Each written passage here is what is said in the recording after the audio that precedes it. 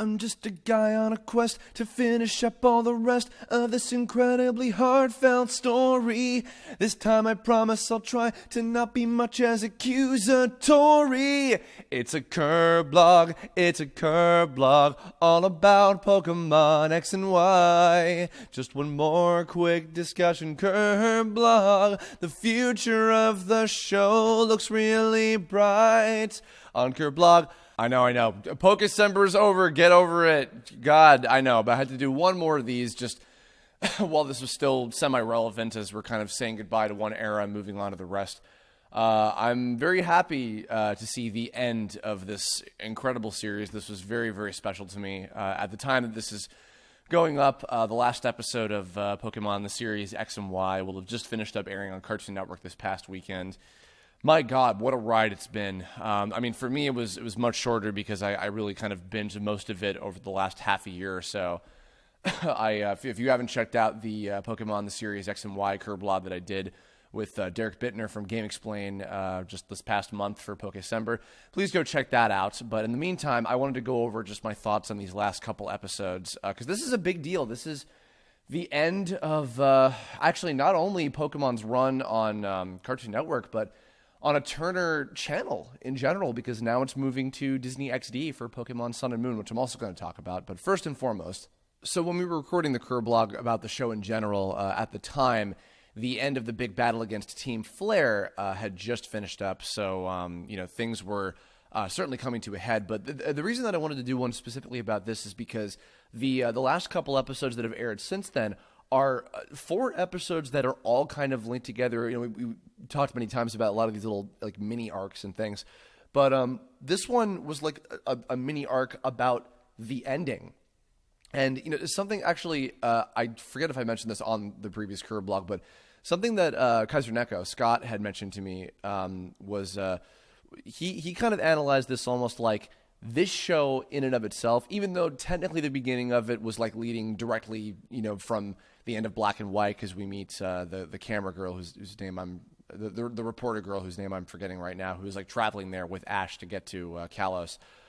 This show in general felt very much like it was entirely its own thing. Like I might have talked a little bit about this too, in that if you just watch this show by itself, like this has a very solid like journey in and of itself. Which, granted, I think you could make that argument for like all of the different generations, especially in the last few years. But this one in particular feels very, very much like it's like this was an ending, like a real ending. Even though, of course, we know he's gonna be going off to Alola, as again I'll get to that. But nonetheless, so there were these 4 episodes that were all kind of splitting up between these. It was kind of like an individual goodbye for all of the major characters and a lot of the minor characters too. The first one, which was battling with a clean slate, mostly focusing on Clement and his development and everything, was nice for him, and I think it was, and of course seeing how far he had come, and the little boy that was going in to challenge the Lumiose gym, I think was a really good signification of like kind of how far everybody had come. Like actually, I felt like it was kind of a nice, I don't want to say a screw you to the people that were like criticizing how the Kalos League turned out.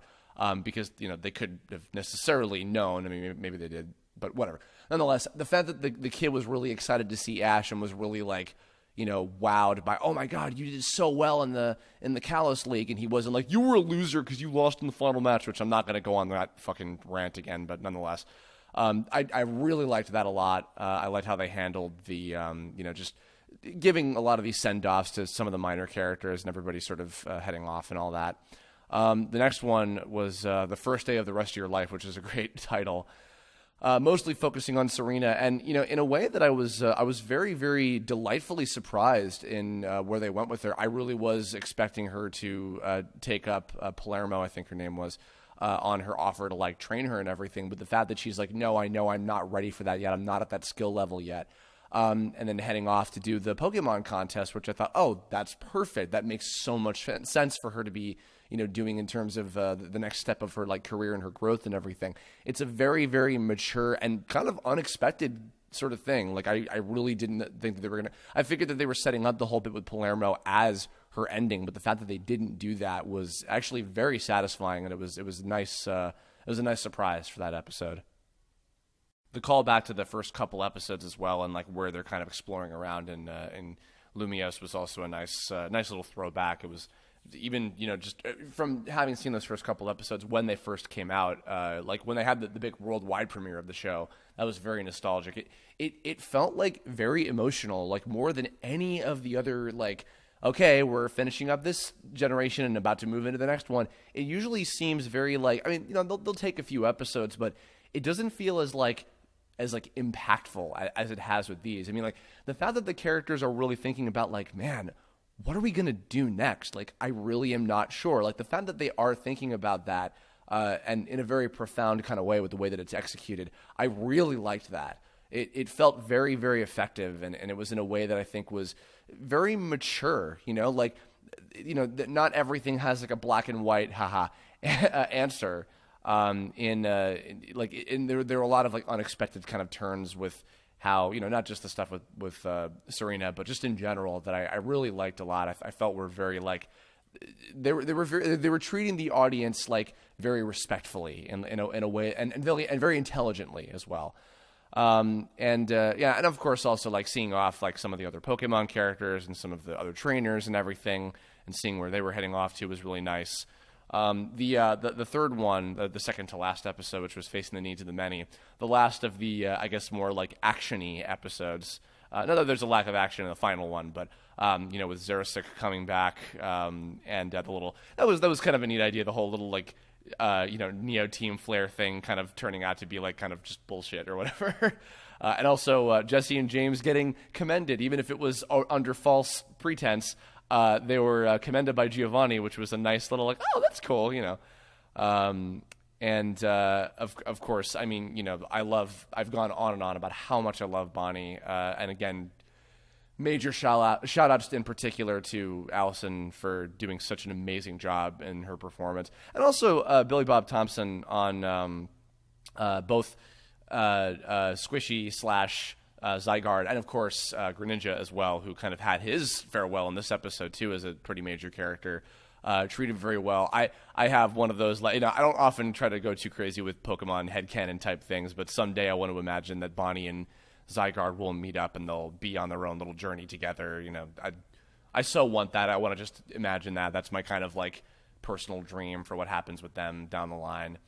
So that was great. And then the final episode, Till We Compete Again, was it brought a couple tears to my eyes. Pokemon hasn't done that in quite a while, but this series in general, like I think I mentioned, there were a few episodes that really got to me before, and this one in particular, like I felt it. I really genuinely felt like everybody's feelings about this. It came off as so genuine, like, we may never see these characters again.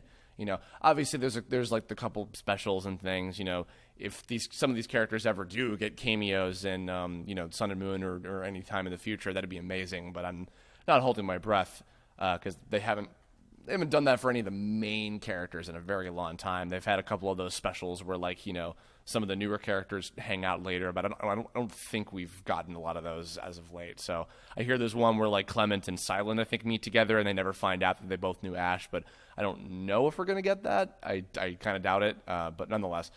But yeah, sorry, back on track. There's just the fact that, like, and the airport actually was a really perfect way to because the airports do feel very like final and like somber, like when you're being separated from people that you care about. I certainly know in many, many ways what it feels like to be like missing people, very terribly when they have to go away, when we have to say goodbye to each other at an airport. So it was a really appropriate place for that. Of course, got to talk about, the off-screen kiss, which, I'm just, well, I guess I was about to say that Latios got there first, but technically Team Rocket did first from that one episode in season 1. But we'll just, it was very cute. And actually, I think it was very well executed. I know that some people, once again, had some gripes about it, but I thought it was very well handled, and not even like, oh, they got to protect the kids or whatever. No, just it was cute. It was very artfully done, and I quite liked how they directed the footage to go with that whole sort of thing. It was very, very cute, and I like how he's just like, whoa, and Clement and Bonnie are just like, oh my god. On a note of Clement, too, ending with the note of him and Ash having a battle, too, I thought was another really great full circle because, like, it seemed like the beginning, the middle, and the end of the entire series was Ash versus Clement in this friendly rival type battle, which I thought was a really, really beautiful way to kind of bring everything full circle.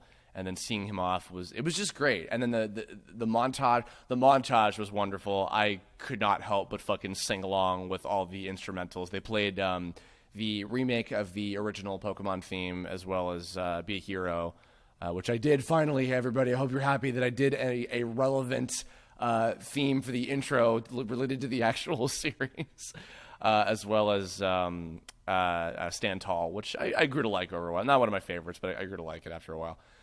Yeah, I was totally singing along with it, and it felt great. And the little that little last bit where Ash goes home and to our own way, you know, kind of writes itself on the screen and everything. It's beautiful. It was a really beautiful end to the series, and I felt so incredibly like I used the word satisfied with the show when I was describing it a lot in the earlier Kirblog. But it really is. Like, this entire journey feels so incredibly satisfying, and I'm so glad that, again, this is the show that new kids that are getting into Pokemon, this is the show that they're growing up with. And this is the show that a lot of people now who are, you know, kind of changing their mind about the show in general. Like, now I think a lot of people, it seems like, are incredibly excited about the Sun and Moon anime. You know, and I think it's as a result of how incredibly, like, well accepted this show was. So that makes me really happy, just from, like, a fan standpoint, from a supporter, from somebody who has gotten to be in some small way, you know, involved with the franchise as well. Not that that matters much in this case, but, you know, like, it's just really cool to see, like, how far things have come, how far this particular era of the show has come, how far the show has come in general. And, you know, I'm really excited, too, because then now kind of transitioning into the premiere. So I did check out, of course, as they had a little preview on Disney XD recently. I watched the Volcanion movie, which I gave a big shout out to. That was fantastic.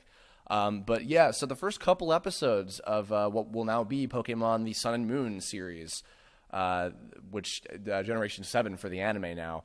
It's hard to believe, for one thing, that we're almost up to the 1,000th episode of this show. That blows my goddamn mind, and I hope that maybe that will have something kind of cool for it, you know, down the line. But nonetheless, yeah, you know, this intro is in, like, these first couple episodes as a whole, was very, very different, and I liked it a lot. And it's different because I don't quite know how the show is going to be in general. Now, I'm going to put this out here, too, and to anybody in the comments who wants to be a smartass. I am following the show as it comes out in the U.S. I am not pirating it. You shouldn't either, because it's going to be airing soon. So for those of you who are already doing that, you have my scoff. But I haven't seen anything past the first 2 episodes. I'm watching it as it comes out in the U.S., so I'm waiting for it to officially premiere on Disney, which will be very soon. So just putting that out there before you start spouting out whatever's happening in the following episodes. I don't know. I've only seen the first 2 episodes. So because of that, I'm very intrigued to see how this series is going to go, because it feels already, even though X and Y was very, you know, atypical in a lot of ways, it was still very much the formula in terms of Ash has his traveling party, they go across the region, they fight the HM leaders and eventually the bad guys, and then they do the league at the end, etc. That was still the formula. But because of the fact that there's the school and there's so many main characters this time, that in and of itself is making me very, very interested in how different this show is going to be. Because I think that, you know, X and Y, for being the last of, like, the kind of standard you know, formula of Pokemon in general, not just the TV show, but even the games too, and how Sun and Moon is inherently very different with its setup. And sure, I know you could argue that Sun and Moon's, you know, the island trials and the kahunas and everything, oh, it's just another way of spelling gym leaders. It's like, sure, whatever. But, like, in terms of how the story is going to be executed, it did feel very, very distinctly different. So because there's no, like, this is the new Misty, this is the new Brock, this is the new Max, or whatever, you know, like, I'm assuming that Lily is going to be the closest equivalent. Like, she will be the new lead female character, which is totally cool with me because I like Lily. But it doesn't seem like, Kiawe or any of the others are clear cut, like this is the new Brock, this is the new other, whatever, the new Clement or Bonnie, etc. type thing. Other stuff to comment on regarding it. I am a big fan of the new animation style and the character designs. I think a lot of people were kind of making an unnecessarily big stink about that or whatever. The fact that, going back to my earlier point about how X and Y's last few episodes felt very finalized for that era. The beginning, of course, I saw these couple episodes before I saw the end of the X and Y series. But honestly, I feel like that this feels to me very much like this is the beginning of a whole new deal, and I like that because, of course, like Ash and Pikachu, like I've often said, you're never going to get rid of them, and you'll always have like Ash's mom and Professor Oak popping in once in a while, but. The fact that it is mostly from the ground up, it's like a whole new experience. Like, I'm excited. That's what makes me really interested in this sort of thing. And I really did like the story of the Sun and Moon game, and I'm interested to see what kind of differences there are going to be between that. Because it seemed like I think I'd mentioned this before too, but the X and Y anime, I think the general consensus is that it had a much better story than the actual games did, inherently just because of how much more, in depth, like and how much more like threatening Team Flare was, and like just because of like the main cast of characters, which are going to be very hard to top. I'm very curious to learn more about. As I can tell, the trial captains were of the second island were very clearly designed to be. Like these are going to be a bunch of the new main characters in the anime with like how bright and vibrant, and they have like the key, like the starter types and electricity for Sophocles. By the way, also shout out to my boy Mark Swint, who is the voice of Kiawe. Very, very, very proud of him for booking a main character on Pokemon, and a character that is perfect for him because he and Kiawe share a lot of traits with each other, and he did a fantastic job. If you haven't heard him on the first couple episodes already. But yeah, so major shout out to him, and of course all the cast too. Everybody sounds fantastic in the show. But nonetheless, yeah. So, but I think yeah, the crew from X and Y is going to be hard to top. I'm very interested to learn more about them because we only get a very brief taste of them in the games to begin with. So to see more about them as it carries on, and how different like Lily is going to be, how different Ash is going to be. Or not how different he's going to be, but how he's going to fit in with like this world, and like what events are going to transpire and how things are going to go differently. I mean, like for God's sake, like a lot of the more mature stuff too, like, but I'm hoping because of, the growth and maturity of just this series in general, I'm excited to see what they do with a lot of these future elements. And again, even how it might be different, how it might be similar. So I'm already hyped for this, good on Disney, sorry to Cartoon Network and Turner in general for now, Pokemon being over, but certainly a good note to end on, I would say.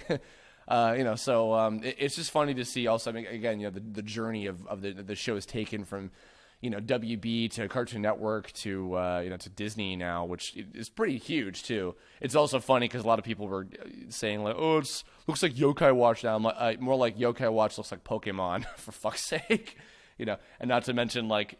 It's alongside Yokai Watch on Disney XD, and it's probably going to kick its ass, just putting that out there. But nonetheless, yeah, this is a great transition for the series. Like a wonderful note to go out on for what is so far my favorite part of this entire show, and into a strong start for what I hope will be something even bigger and better for the show. Sun and Moon was off to such an amazing start, as a new part of the franchise since it came out on the game, and to see how it's going to carry forth for the next couple of years with whether there's another game or a remake in between or whatever's going to happen next regarding this franchise. Like I'm excited, and the show is a big reason why I'm really curious to see what's going to happen next with this whole thing.